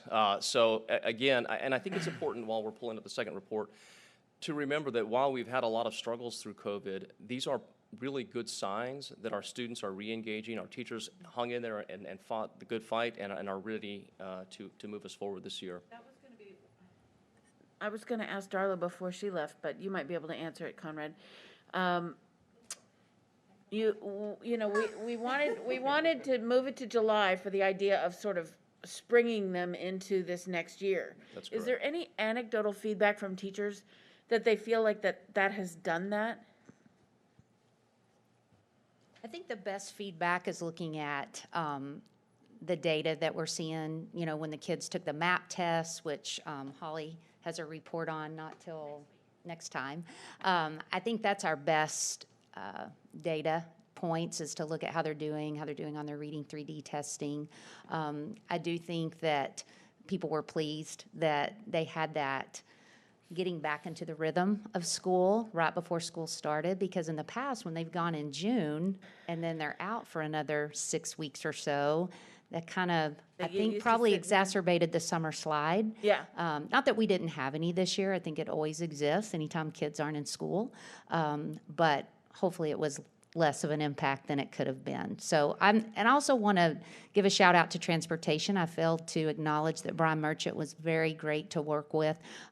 We increased transportation. I know that in elementary, we've always provided transportation to summer school, but not in secondary. And we figured that was a barrier we could remove to get more kids. And so we were able to provide transportation, and they were awesome to work with us for that. Yeah, that was a really important point for our secondary folks. And again, it just is about putting the kids first and getting them into class and helping reduce those gaps that they may have had the last 18 months. Okay, remote conferencing, just a little overview on this. Once again, one of the things that has impressed me most about being here over the last 18 minutes is when we ask someone to step up and take on a challenge or a project. Steve came to Darla and I and said, I want remote conferencing in 7 days. We're like, yes, sir, we'll have it. That included a weekend. So the next thing we did, we looked at each other and we're like, not it. And so what we did is we went and found a really strong intern. And this goes back to our LEAD HEB program. It goes back to the work we do with assistant principals and principals on a regular basis. And Maria Ng, we went to her, we gave her the vision, and we said, please make this happen. And really, it was about 5 actual school days that she turned this around. And she really dedicated a lot of time over the weekend to get here. And so we are on day 8, I believe, or day 9 today of remote conferencing, and I'll give you a little bit of updated data here in a few moments. So just very briefly, remember that this is approved by TEA, and it's remote conferencing, and remember, this is important. This is to support students. This is not virtual learning. Right. We are not allowed to do simultaneous learning, and really there are 2 important aspects that I want you to keep in mind as we talk through this brief presentation. Is one, our goal was to engage kids and try and keep them connected to school, get some of their work done, and then also it helps us with ADA and funding, because obviously with over 1,000 students already out this year due to COVID, that's a significant impact on ADA. And so this is helping us make up some of that ground. We won't recover all of it, but we're going to recapture some of it. So that's important to note. And again, the students who qualify for this, if you obviously tested positive or you have a household member in your house that tested positive. And I'll go over that next. It's a maximum of 20 days. So who are we helping and how are we helping them? For our K2 kids, they have 2 hours of synchronous learning, that's daily, and also synchronous time. And for our kids that are in grades 6 through 12, they have 4 hours of synchronous learning support daily as well as asynchronous time. So I know a lot of the conversations is how much time are they going to be on the computer. For our little guys, it's very little, two hours. And I want you to also keep in mind, think about if your kiddo had the flu, if they had an appendix taken out. Back in the old days, we'd put together a packet of work. You'd send it home, and mom and dad would kind of help the kid through that, and they would do as much as they could while they felt. And then when they came back, we would catch up and identify any areas of weakness or gaps. But what we have right now is the ability to at least connect with those kids on a daily basis, offer them support, or put them in connection with their teacher through virtual in terms of Canvas and Seesaw. It is staffed by 7 long-term substitutes, and out of that 7, I want to say that I'm really proud Cicely and her team reached out to all of our substitutes that we have on file right now and said, we really need your help. So 4 came from our large group of substitutes, but then we had 3 retired teachers, and several of those had retired because of COVID, and were willing to come back and say, hey, if I'm going to be in an enclosed space and it's virtual or online, I'm willing to support our kids. And so we have 3 certified or 3 former teachers, and out of the 7, 6 are certified and 1 is in process of getting certification. So these are qualified folks to help our kids. The assignments are provided by their home campus teachers, just as you would do if a kid was homesick under normal circumstances. We have technology to support them, and then again, it's 20 days maximum per school year. So this is a snapshot that what we're going to show you here now is what parents will see when their child is identified or tested positive or says you're going to go home for COVID. Maria sends them a link, and then this is what they see when they get that link. Oh, well, in theory, I'm not sure why we have. There you go. I mean, you can go there, but we had one that had the. Yeah, where are all of our snapshots? I'm not sure. Well. Let me. It's an earlier version. Yeah, let's see if this will come up. This must be the earlier version. But in short, we have the grade level appropriate goes home to parents. They can click on the link. It tells them what email to send, who to connect with, the times. It breaks down the schedule for the students. And we have them grouped like grades K1 and 2, 3, 4, 5, 6, 7, 8, and all the way through, so that we have substitutes that are connected to groups of kids. And if we have a low number, like our seniors, we've had very few seniors out with COVID and very few on remote conferencing, we transfer that person to wherever we have a bulk of our kids. For example, over the last 7 or 8 days in grades 4, 5, 6, 7, 8, 9, that's where our bubble would be, where we've had the most kids. And so that extra person, we've been sending them there to support those. And just to give you an idea on how we're doing, so on our first day of operation, we had 15 students attend. And then from there on out, we've had 26, 36, 37, 25, 51, 49, 45, and 20. Now, the good thing is some of our numbers are decreasing a little bit. And also from an operational perspective, we need 21 kids per day to make this basically self-funding.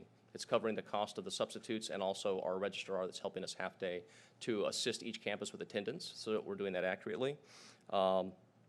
And so I think that covers everything that I have. Pending any questions, I apologize you can't see the slides here. Go ahead, Fred. Okay, so you said at 21 it becomes self-funding.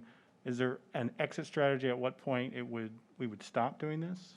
Well, so what I would say is we're going to watch the trends. I mean, as the numbers decrease, if we see a trend that 2 or 3 weeks in a row we're starting to drop into 20, what I would say we'd begin to reduce the number of substitutes that we have. Yeah, right. And that's where we'd want to continue to provide the support, because 10 or 12 kids make a difference. Yeah. You know, a student's ADA, this is just a rough calculation, about $53 per day.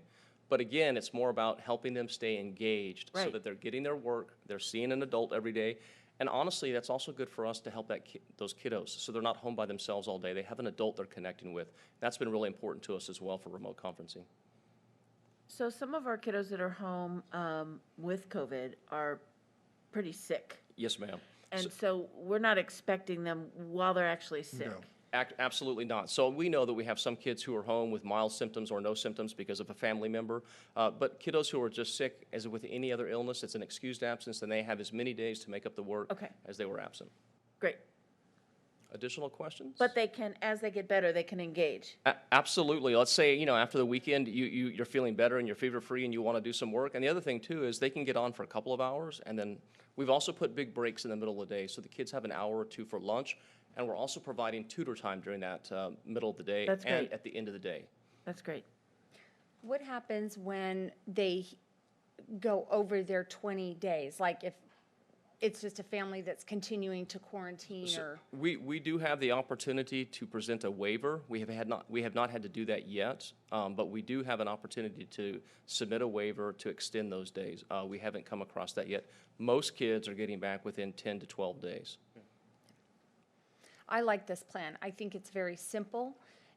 It fills the need without complicating anything. So when I read it, you know, this weekend, I think it's a really good option, and it's just simple and clear. And it's very clean, and when it's time to close it, we can close it. And we didn't pull any key personnel that's supporting students or staff that are helping close those gaps, and that was really important. And what I liked is we weren't pulling the ones that were there to do the intervention that we knew needed to be done for the ones that we had in the building. That is absolutely correct. Good job, Cicely. Chris? Yeah, a few questions. Thank you for the presentation. So for the people who are eligible for remote conferencing, it's either you have tested positive for COVID or there's someone in your household. It must be in your, yes, sir, it must be in your household. So the folks who, under our Return to Learn plan, are eligible to quarantine based on a close contact and choose to do so would not be eligible for remote conferencing. That's correct. Okay, is that a TEA requirement? Or is that Well, the TEA requirement is they must be a direct close contact with a household member, or they must test positive. Okay. So on our enrollment form, it says optional quarantine, exposure to COVID-19 outside, and then you click on it and it says this option is not allowable by TEA. Yeah, Chris, I'm sorry, if I could see that. So can you repeat that for me? I'm not sure I fully understood the question. On the enrollment form, it says either I've tested positive. Correct. Or I have a household member who has tested positive. That's correct. Or I've been a close contact.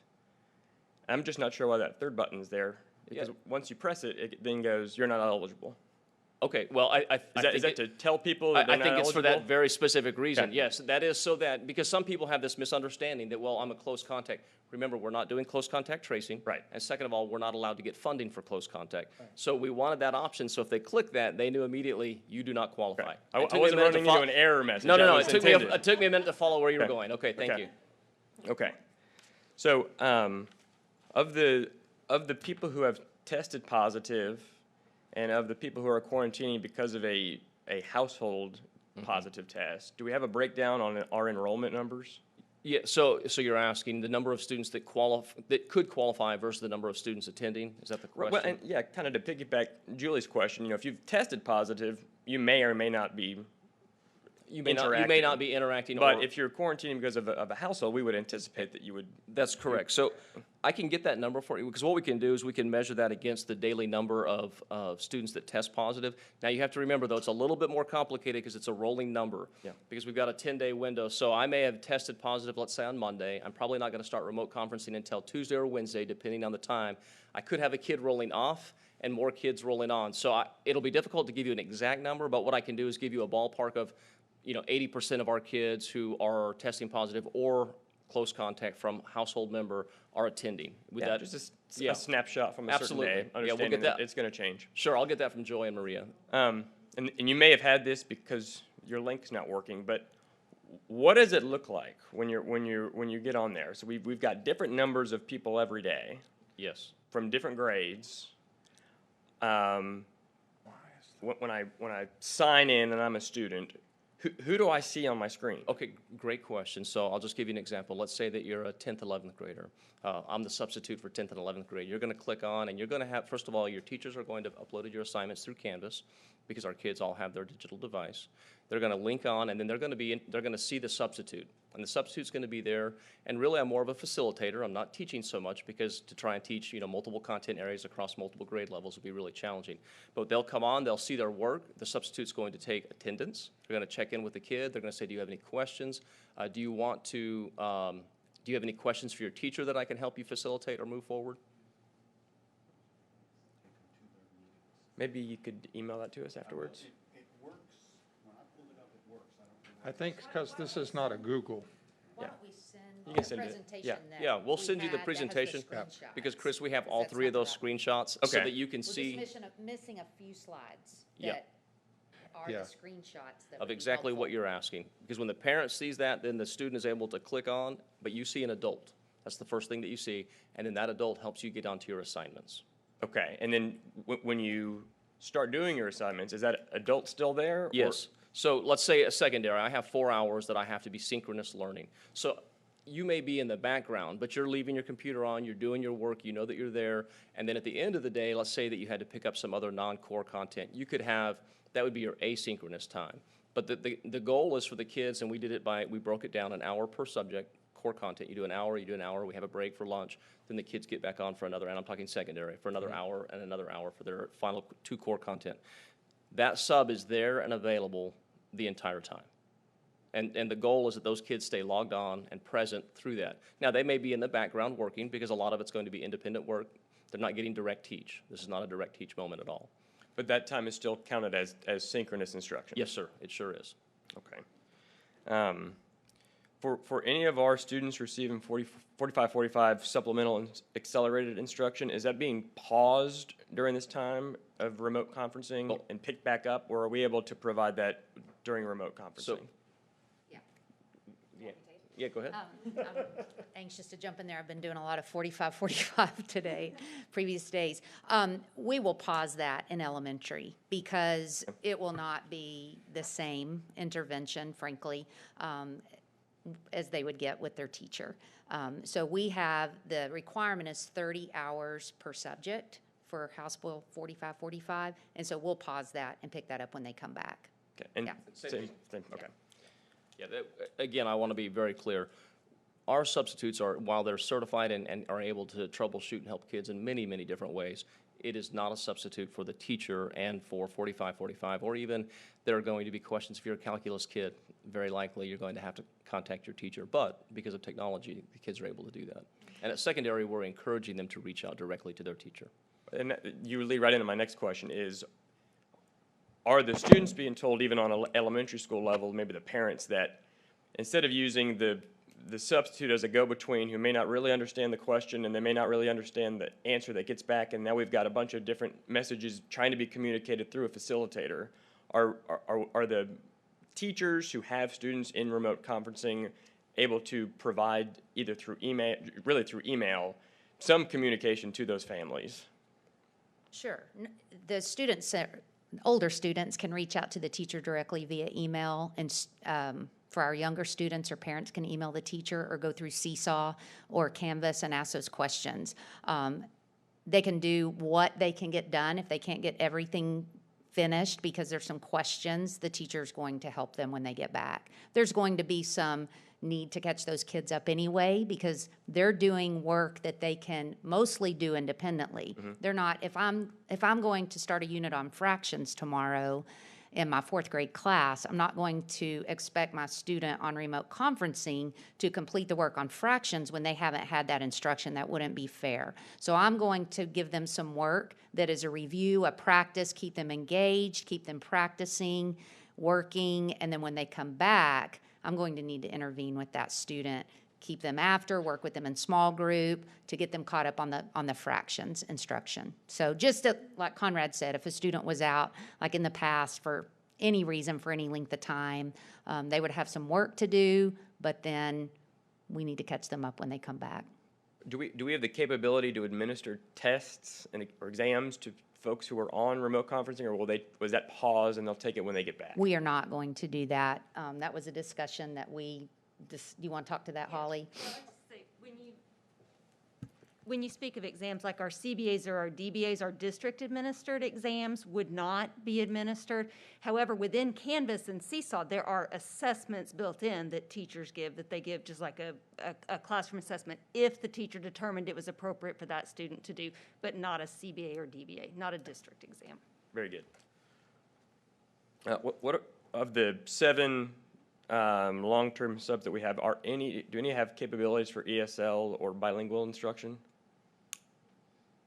That is something that we are working through, that we're trying to get a bilingual certified substitute, because when we have a bilingual student go on, we have a backup plan for the time being, that if a bilingual student who needs to be taught by a bilingual certified teacher, we have one of our facilitators that will step in and fill that role for us.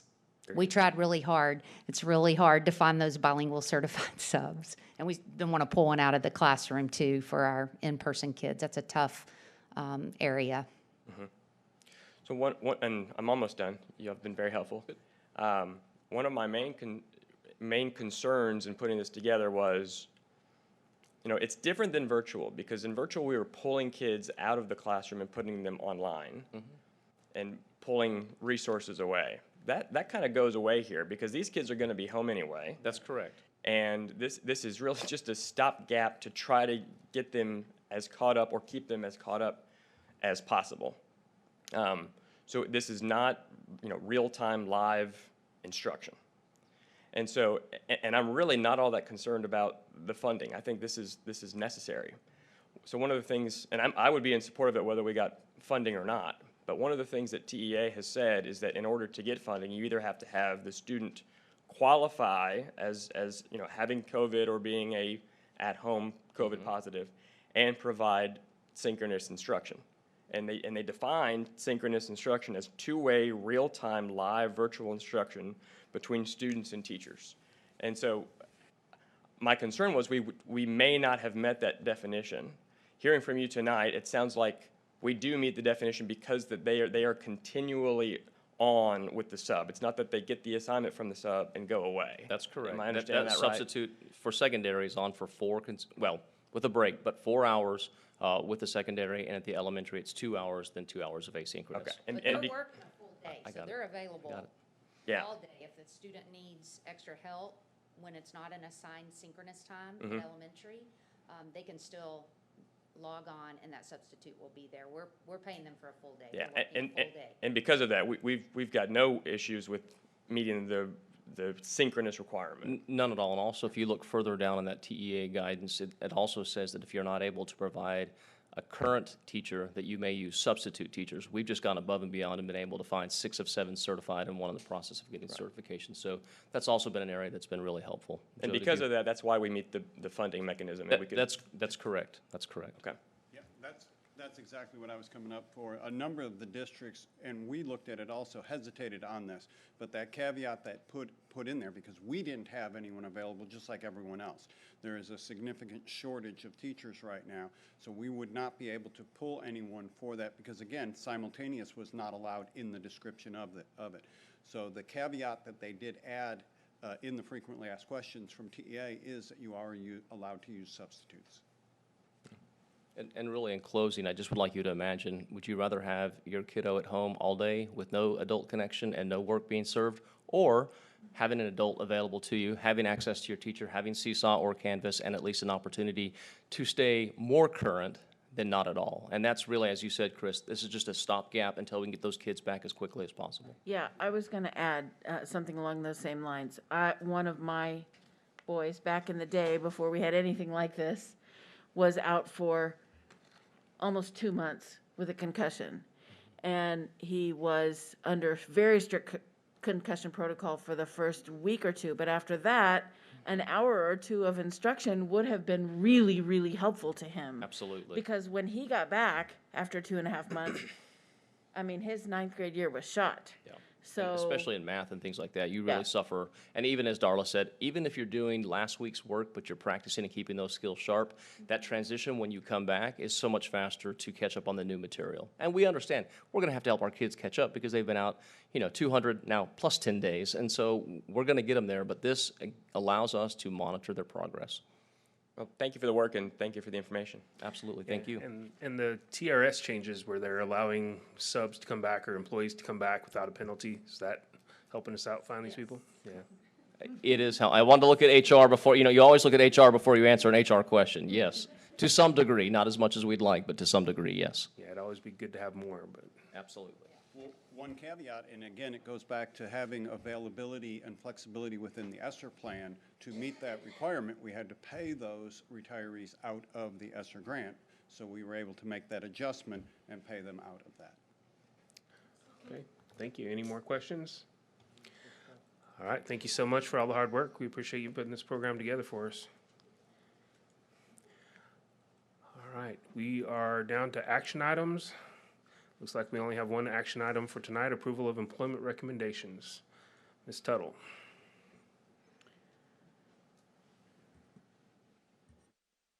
I just wanted to take this opportunity to give you an update on our vacancies. So we have, in auxiliary, we have 21 custodians with 3 in process. And Matt, you asked me a question at the last meeting about, hello, when I say a certain number is in process, does that take away from the total number that we have open? The answer I told you was no.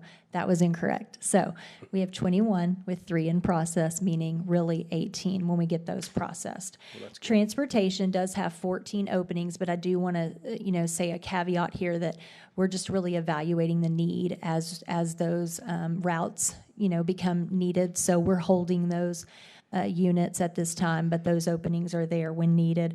And then in child nutrition, we have 35 specialist openings with 15 in process. And then elementary vacancies, we're at 9.5 teacher vacancies, with 2 of those being ESSER that have not been filled. And then we have secondary, 14 teacher vacancies, with 7 of those being ESSER that have not been filled. Okay, thank you for that update. This is an action item, so I'll accept a motion. I move the board approve the employments as submitted. Second? I have a motion and a second to board the employments as submitted. Please vote.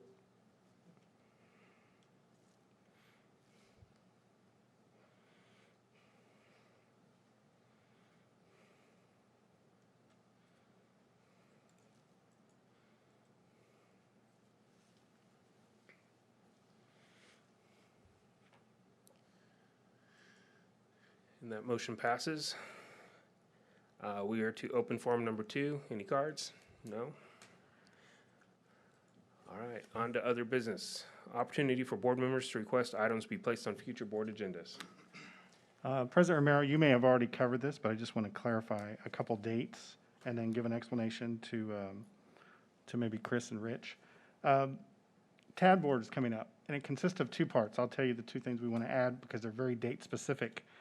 One thing we have not participated in, Romero, is in the nomination portion, which is actually due by October 15th.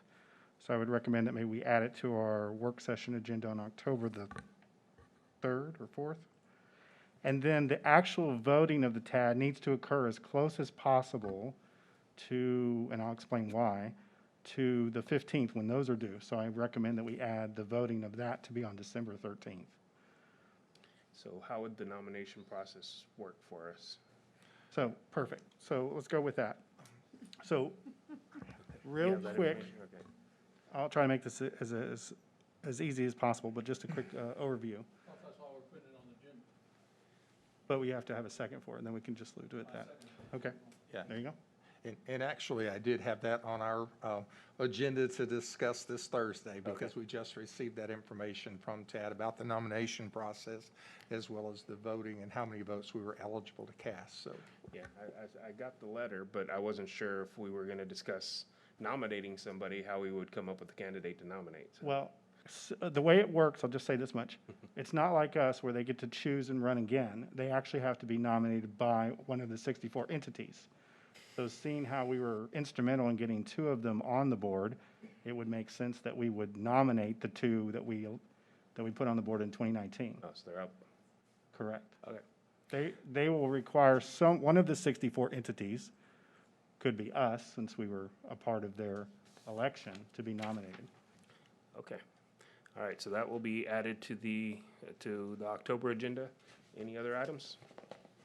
We're 4 weeks from the last time we had a change to our return to learn plan.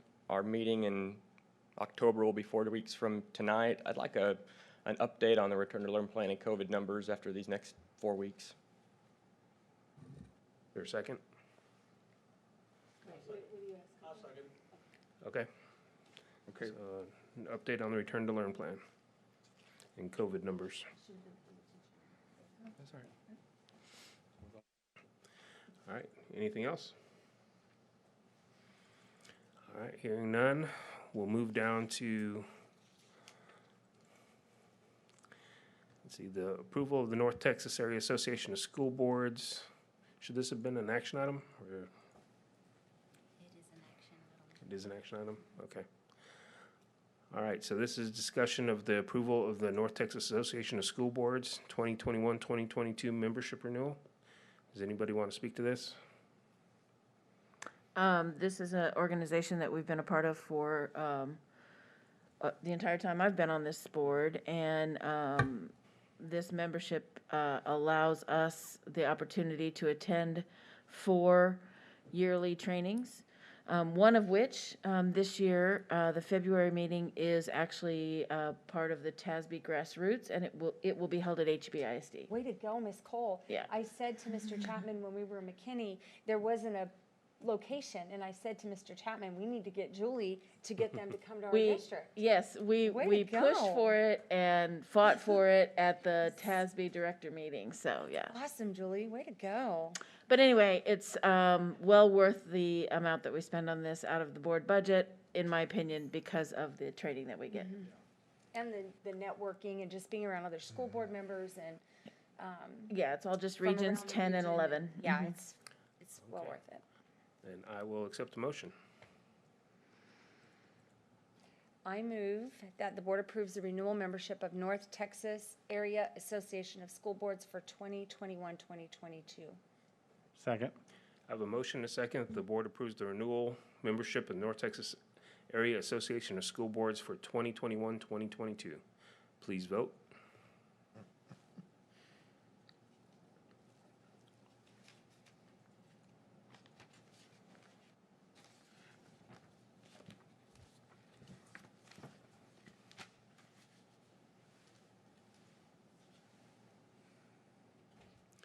And that motion passes. We do not need a closed session. So, point of privilege, I would just like to take a moment and wish Mr. Chapman, a very happy birthday, and thank you for being with us here tonight on your birthday.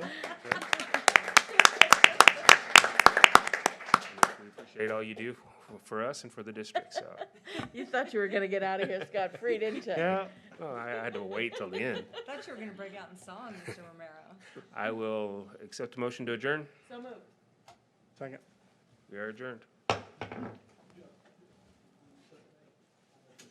did you figure out if only one So very quick story, fill in the blanks. to serve on the NTASD board? One of the tiniest jobs we have for 30 minutes every 2 years is electing the person for the TAD board. The TAD board consists of Wendy Burgess and then 5 elected by the 64 entities in the county. Don't forget your plus deltas, please. It's all based sort of like a presidential election. It's based on the population. So there's 5,005 votes distributed to the 64 entities based on population. We're the 6th largest with only 200.